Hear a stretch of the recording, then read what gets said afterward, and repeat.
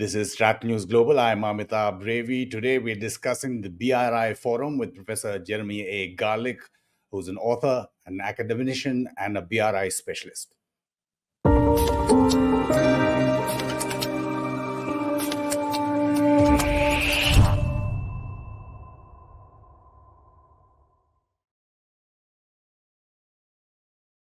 A warm welcome to all our viewers and a welcome to Professor Garlick, who joins us after a bit on our platform from Prague. Thank you so much, Professor Garlick, for giving us time. Thank you for inviting me. Professor, Xi Jinping and the other leaders at the BRF have given their speeches. Just wanted your overall assessment of the BRI, the BRF, in the context of also the three global initiatives that were announced last year. Well, yeah, it's a good question. With the Global Development Initiative and so on that were announced last year, I sort of, at that time, I was wondering whether they were going to downgrade the Belt and Road Initiative, whether they were going to sort of put the Global Development Initiative up as a replacement for it. But in fact, it doesn't appear to be the case at all.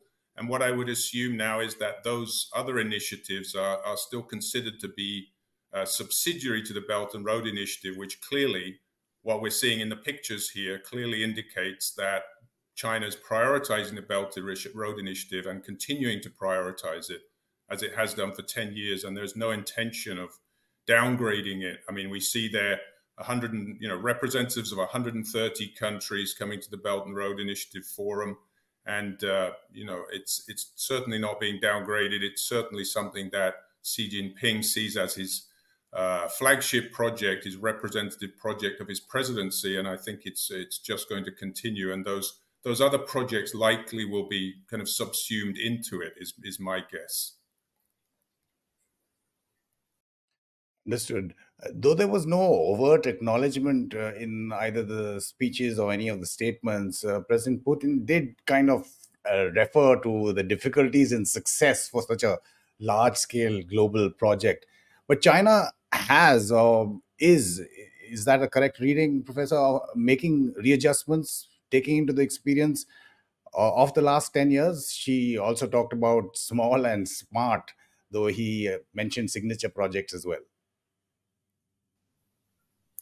Yes, I think clearly they are making adjustments. I mean, what we saw was, in the project started in 2013, and we saw a peak of Belt and Road investments going out around 2016, 2017. Statistically, that's when the most money went out. But I think what the Chinese government readjusted there was they realized that a lot of the money was going into wasteful projects, white elephants. There were investments in football clubs and all kinds of things like that. So they decided, as they've done with their army, which is to, as you say, small and smart, try and downgrade the number of personnel and make it more, high tech and improve the quality. The same with the Belt and Road. I think they're, focusing on trying to assess which projects are actually going to be productive for them, which ones are going to bring a return on investment, trying not to waste money. There's a lot of talk about white elephants and wasted investments, and I think the Chinese government is very aware of this and will try to focus on investments they see as providing a return to them. And when I say a return to them, it means perhaps a financial return, but perhaps also returns in terms of influence and in terms of gaining some, what they're promoting their agendas in the global south, especially. I think the Belt and Road Initiative is one that is focused primarily on the global south, as we know, not on the West, not on the US, not on Europe. And so, it's about building networks, not just networks of infrastructure and transport and connectivity, which is certainly part of it, but also networks of influence. So I think this ties into the BRICS that we saw recently, where Russia is also involved in that. India is also involved in that one. And it's all about network building in terms of both infrastructure, transport, connectivity, and also influence. In all your academic research and expertise, Professor Garlick, how much of a pushback has there been? And I'll talk about India's neighborhood obviously with more of a focus, whether it's Nepal, whether it's Pakistan and CPEC, which we could deal with separately. Sri Lanka, of course, everyone knows about Harman Tota, Maldives, the big debt. Has there been pushback for the BRI in terms of how the Chinese have dealt with the investment and the debt that had to be paid back and possible strings attached? Well, pushback, there's certainly pushback from the West. I mean, from the US or from Europe, there's a lot. Certainly, I'm located in Europe, and there's a lot of suspicion about the Belt and Road Initiative here. Central and Eastern European countries were included in the Belt and Road Initiative and are supposedly still included, but there's been a lot of skepticism here. I mean, the Czech Republic, there's a lot of skepticism here. We've seen the Baltic states withdraw from the so-called 16+1 initiative that was set up in Central and Eastern Europe. So there's certainly been pushback from some of the countries here. And at the Belt and Road Forum, the foremost European leader who's there is Viktor Orban, right, who is clearly seen as a kind of black sheep in Europe. And, so that's kind of indicative of that he's the only one. That's indicative of the lack of European support for it. On the other hand, I think in other parts of the world, and going to your corner of the world, Bangladesh, Pakistan, they're both very supportive of the Belt and Road Initiative, and China is, checking China's surprisingly popular in both Pakistan and Bangladesh, according to opinion polls, and the cooperation is seen as positive. So I think it depends where you're looking at, depends which country you're looking at, which part of the world, as to whether there's pushback or not. When you're talking about Europe, Italy is another one that comes to mind. But apart from global factors, Professor Garlick, the economic slowdown in China and specific industry-specific crisis in China in terms of money and investment, is that affecting the BRI?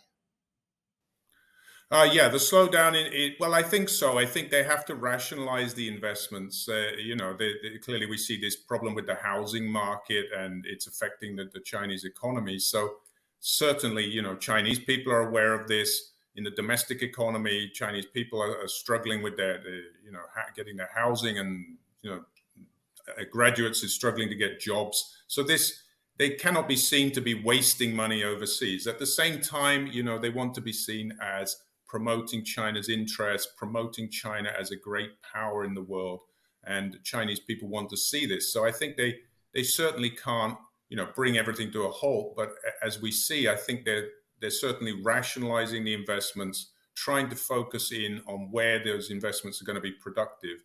And I think that includes, focusing on countries where they can see a return in terms of both trade, increased trade, increased economic ties, but also increased political ties. So yeah, the Chinese economy is affecting it, but I think they will still continue with it, as you say, small and smart. That might be the way that they go. I remember a year or two back, we did a complete show on CPEC, but your views on CPEC currently with the Pakistan economy, we've seen in doldrums of recently, the attacks on Chinese personnel as well.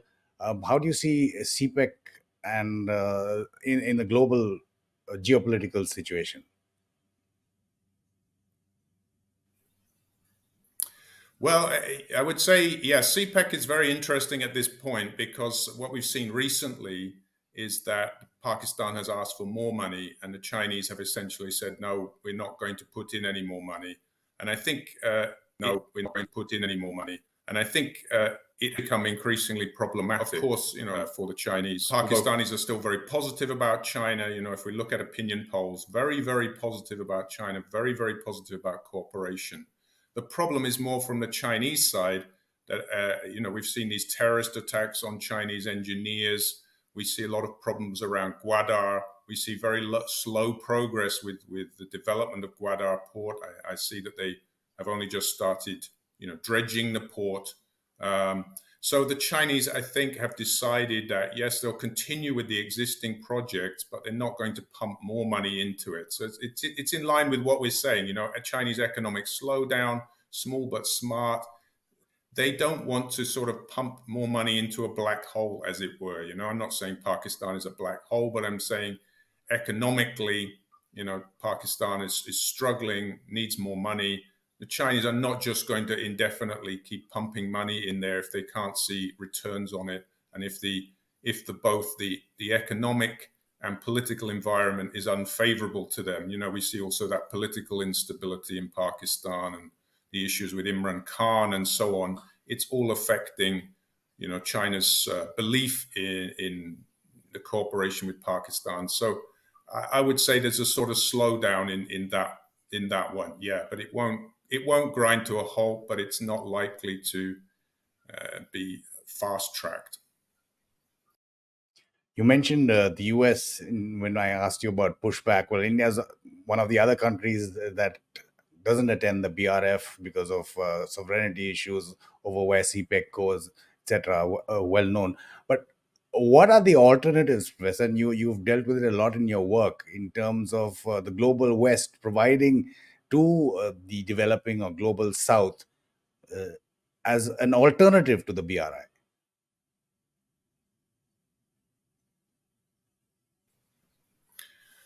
Yeah, so something that I'm really dealing with in my book is the competition with the West and how the West needs to react to the Belt and Road Initiative. And what I'm arguing is that the West, as I think you've already hinted, the West has not really reacted quickly enough and coordinatedly enough to the Belt and Road Initiative, and they've waited too long on this. I mean, we see 10 years of it, and we only just in the last 2 or 3 years see some kind of reaction from the West where they've realized that what's really serious is not just, they were not taking it seriously.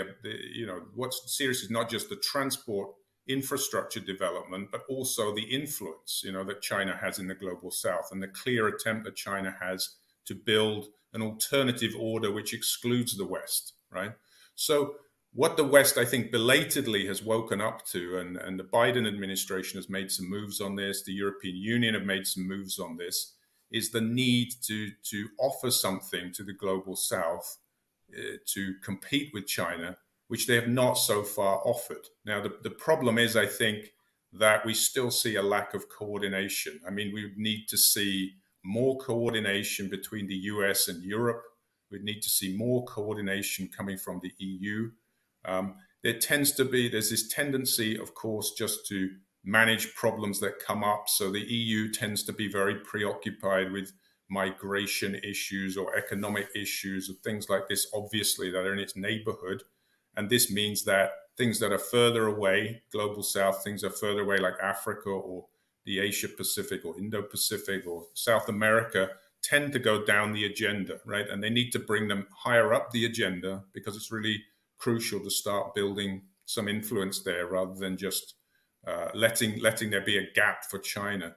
And the same with the US. The US obviously is also preoccupied with its own economy, its own infrastructure, right? It can't even, as I describe in my book, America has not even been very good at dealing with its own infrastructure issues in terms of needing new railways and roads and so on. So for the US to compete with China in terms of infrastructure is demanding, right? If it can't even manage its own infrastructure, then how does it manage to compete with China on that issue? So I think, in short, what we need is more coordination, more cooperation from the West.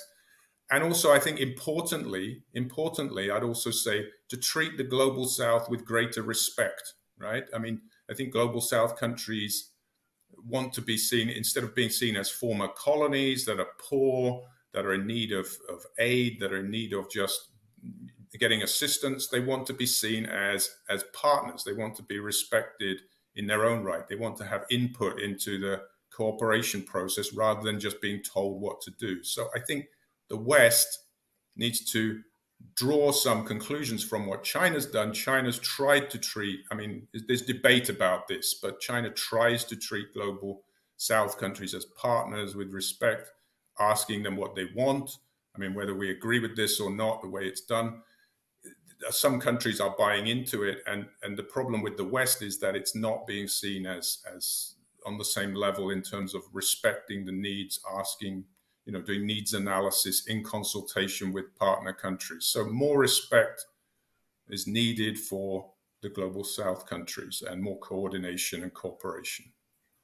When you talk about respect and influence in the global South, Professor, of course, India doesn't have deep enough pockets like China does for anything on the scale of BRI. It's more on bilateral relationships that we work on. But even there, I think we would fall behind them in terms of how much financial resources we have to spare. India positioning itself as the voice of the global South in many forums, multilateral and even bilateral, whether it's in the U.S. Congress, whether it's BRICS, whether it's G20 with the AU was taken in. How do you see what some analysts look at as a competition between India and China to be the voice of the global South? Yeah, very good question. Yes. I think there's certainly a competition going on because, and the interesting thing with India is, India is in the BRICS, right? This is the part that I must say puzzles me still. India's in BRICS, so looks like cooperation between China and India there. India is also a member of the Shanghai Cooperation Organization, so obviously it's in on the meetings there. But refuses to be in the Belt and Road Initiative and clearly doesn't believe in that and clearly sees China as a rival and wants to set up a rival order. I think at the moment, as you say, India doesn't have as deep pockets as China. And I think at the moment, India is not managing to compete.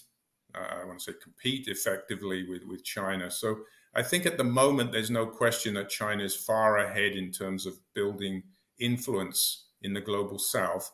And really what's surprising to me is even in India's neighborhood, China is really winning. I mean, Pakistan, obviously, then Bangladesh also. China's, in the last 10 years, the statistic I've seen is that China's invested over $4 billion in Bangladesh, building roads, building power plants, all kinds of infrastructure there, and seen very positively. So what surprises me is that India is not managing even to build influence even in its own neighborhood.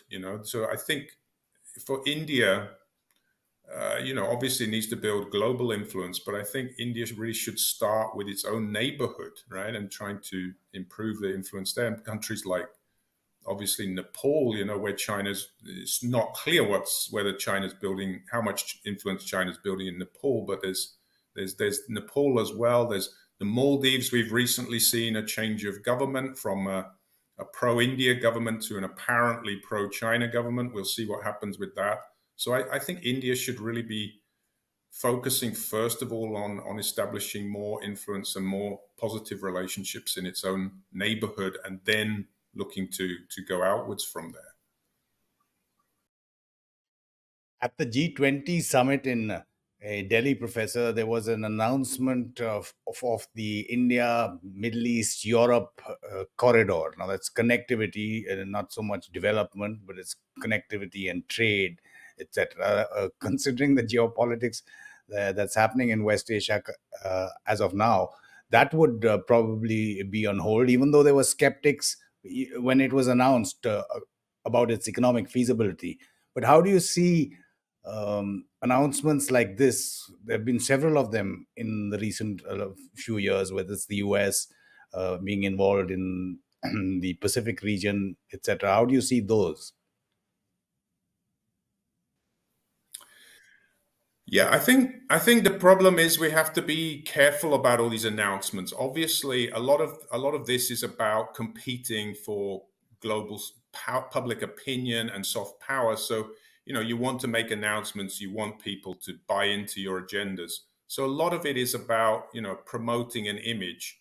And really the question is, are they going to put their money where their mouth is? Are they going to be able to coordinate these projects? So it's very easy to announce projects. And this applies to the Chinese as well. This applies to Chinese investments, which often don't necessarily reach the figures that are initially promoted and initially published, right? It depends on the ability of each actor, each country to actually go follow through with what they've said they're going to do. So we have to be careful about whether these announced projects are really in progress and really going to happen, or whether they are just for propaganda. I don't want to say propaganda. I want to say promotion. Let's say promotion purposes and soft power purposes, trying to win over global public opinion onto their side. So it remains to be seen with a lot of these initiatives, and it applies, let's say, to the U.S. initiative, the US and the EU as well. The EU's announced a global gateway, right, where there's supposed to be a huge amount, billions of investments going into the global south. But we haven't really seen, this has already been on the table for a couple of years, and we haven't really seen much apparent progress with it. And it's the same with the US initiatives in the Pacific Islands or in other parts of the world where Pacific Islands, for example, China's certainly establishing relationships with some of those islands, like the Solomon Islands. Can the US actually win those countries over? And the key thing is, are they actually going to offer something? Are they actually offering something that the countries want? And are the countries you're going to buy into it?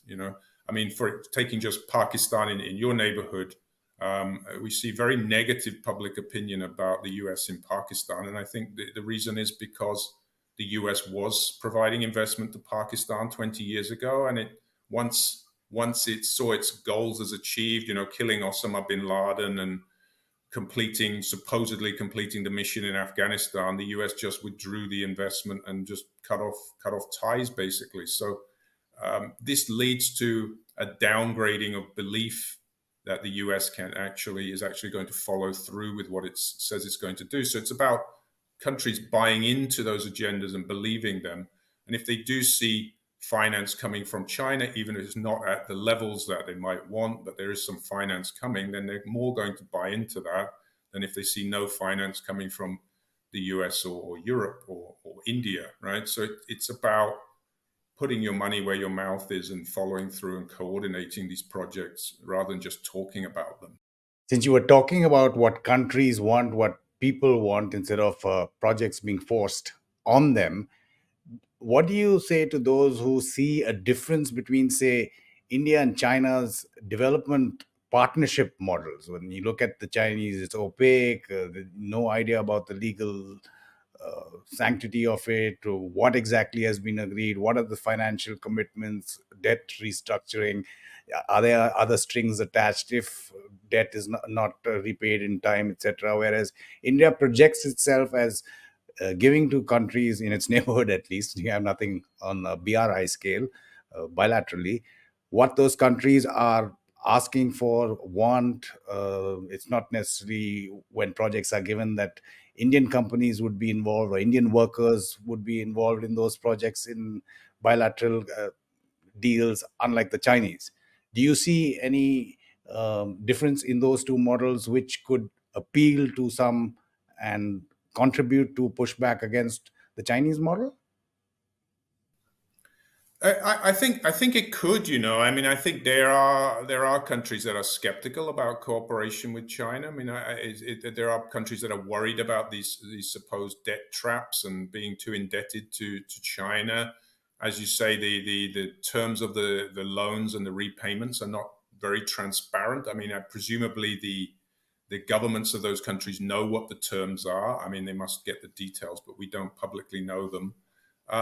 I think there would be countries open to cooperation, with India on a more transparent terms. I mean, I think certainly that's possible. I mean, there's a lot of countries that don't necessarily, aren't necessarily that keen on cooperation with China, and they're sort of, especially, if we look at countries in Southeast Asia, a lot of them are sort of hedging between China and the US, but they can't drop China because they're not sure that the alternative offer is going to bear fruit, right? So India coming in would certainly, I think, be attractive to a lot of countries. I'm thinking of a country like Malaysia, right, which is receiving Indian investment, but has expressed some.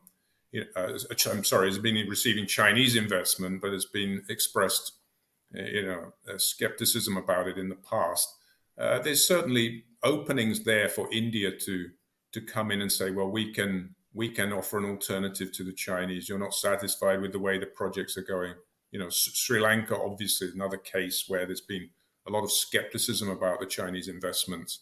If India can come in and say we offer something more transparent, we offer something that is more sustainable long term, then I think there's definitely an opportunity to rival China. But it has to come through that it's be communicated clearly that it's a serious offer and it's going to be followed through. Professor Jeremy Garlick, absolute pleasure having you on StratNews Global again, and thank you for sharing your time, your experience, and expertise with us and our StratNews Global viewers. Thank you very much for having me, and it was a real pleasure to be here. Thanks again. Pleasure's all ours, Professor. And for our viewers, do send in your feedback. You can also follow all our social media handles for the latest that we put up on our website, the articles and interviews like this with Professor Jeremy Garlick that go up on our YouTube channel. You can also follow our Telegram channel for the latest. And there's a QR code on your screen if you are so inclined to support us financially. This is The Gist on StratNews Global. I'm Amitabh Revi.